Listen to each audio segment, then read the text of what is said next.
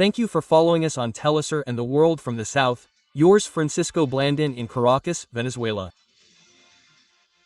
Speaking today about Colombia, the president of this country, Gustavo Petro, denounced that the ruling that returned freedom to former President Álvaro Uribe, convicted of bribery in criminal proceedings and procedural fraud, grants impunity to politicians who came to power allied with drug trafficking and who have unleashed genocide in Colombia, said the president. A ruling, says Petro, serves to cover up the links between the political class and paramilitarism.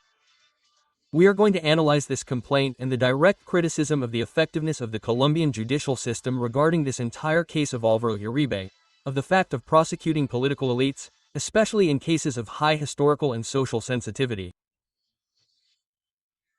But before this, I want to remind the audience through our social networks and throughout the day we have surveyed the opinion of our users on the subject.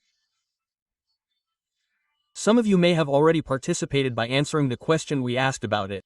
The Superior Court of Bogotá acquits Álvaro Uribe, who was convicted of bribery in criminal proceedings and procedural fraud. What does this ruling mean for Colombia? The options are as follows: impunity for the political elites triumphs, cover-up for Colombian paramilitary politics. Will the fight for justice for the victims continue, or will Colombia need to reform this issue? If you have not participated, you can do so. Later on, we will review and associate all the answers. We are talking about this topic, the analysis today in the World from the South, regarding the situation that, as we said, the ruling that acquitted Álvaro Uribe of witness tampering. Elmer Montaña, a criminal lawyer, is a sectional prosecutor and human rights defender from that country. Thank you very much, Doctor, for your time. Welcome. Thank you very much for the invitation. It is a pleasure to be with you. The Superior Court of Bogotá acquits Álvaro Uribe. What does this ruling mean for Colombia, Doctor?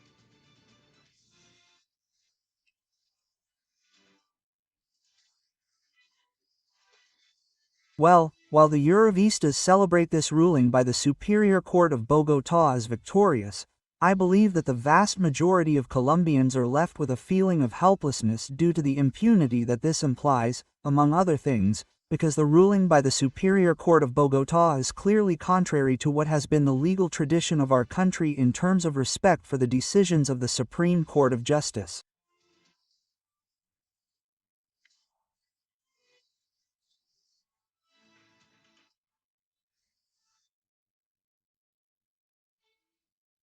It is unacceptable and, of course, incomprehensible that a lower-level court has ignored the fact that the criminal chamber of the Supreme Court of Justice had already decided on the legality of the evidence that was discussed in the trial against Álvaro Uribe Vélez, especially with regard to the issue of wiretapping.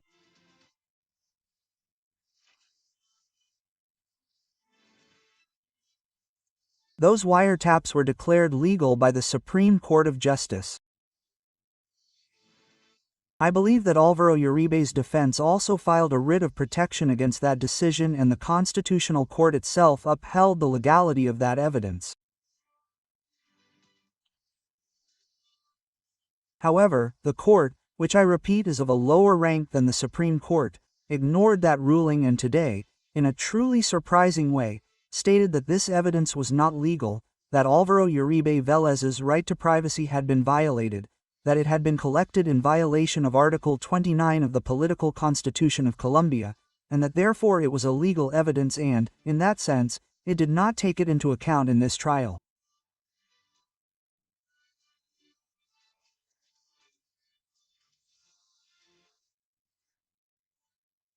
It is something that, let's say, in clear terms, could even lead to the argument that the decision adopted by the two of the three magistrates who made up the chamber, being clearly contrary to that jurisprudential precedent that is mandatory, could have criminalized the crime of malfeasance, which consists precisely of making a decision that is clearly contrary to the law.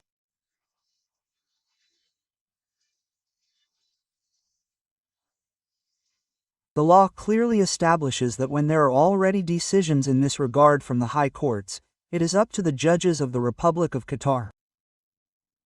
Yes.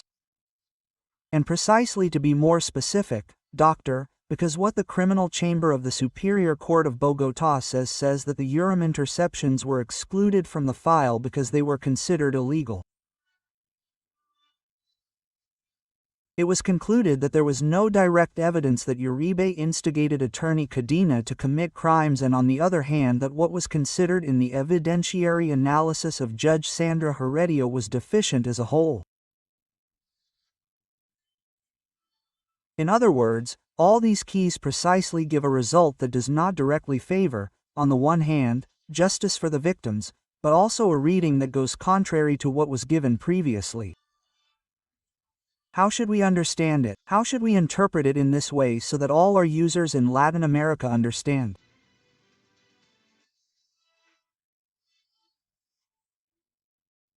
Well, this can only be understood in the context of a justice system that, in this case, was selective, a justice system represented by these two magistrates who, unfortunately, made a decision ignoring what had already been resolved by the administration of justice regarding the value of the evidence that had been collected in the proceedings against Álvaro Uribe Vélez.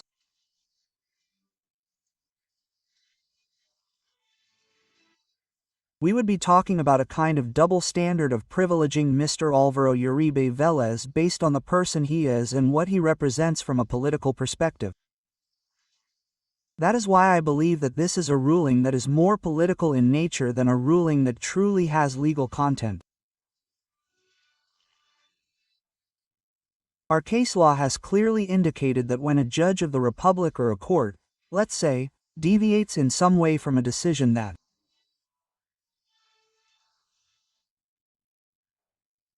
is a mandatory judicial precedent, they must conduct an exhaustive analysis and express and explain in detail the reasons why they are not taking that precedent into consideration.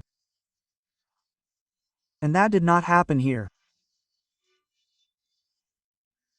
They simply deviated from that decision with very general arguments, almost defying, I think, the Supreme Court of Justice itself, which had already definitively resolved the issue of the value of the evidence that had been collected in the case against Álvaro Uribe Vélez.